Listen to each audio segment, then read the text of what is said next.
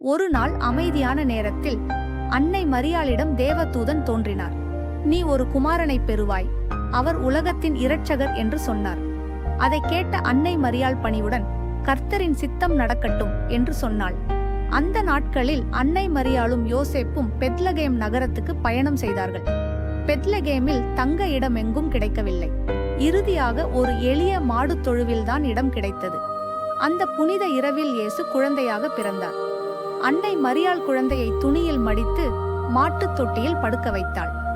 அதே நேரத்தில் வெளியிலிருந்த மேய்ப்பர்களுக்கு வானத்தில் தேவதூதர்கள் தோன்றினார்கள்.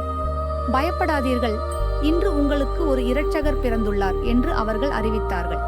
அந்த சமயம் வானத்தில் ஒரு விசேஷ நட்சத்திரம் பிரகாசித்தது. அதை பார்த்த ஞானிகள், ஒரு பெரிய ராஜா பிறந்திருக்கிறார் என்று உணர்ந்தார்கள். அவர்கள் அந்த நட்சத்திரத்தை பின்தொடர்ந்து பயணம் செய்து பெத்லகேம் நகரத்துக்கு வந்தார்கள்.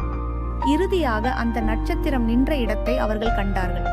அங்கே அன்னை மரியாளுடன் குழந்தை இயேசு படுத்திருந்தார். அவரை பார்த்த ஞானிகள் மண்டியிட்டு வணங்கினார்கள். ஒருவர் தங்கத்தை கொடுத்தார், மற்றொருவர் தூபத்தை கொடுத்தார், மூன்றாவது ஞானி வெள்ளை போளத்தை கொடுத்தார். சாதாரண மாடு தொழுவில் பிறந்த அந்த குழந்தை உலகத்திற்கு நம்பிக்கை, அன்பு, இரட்சிப்பு கொண்டு வந்தார். அவர்தான் இயேசு.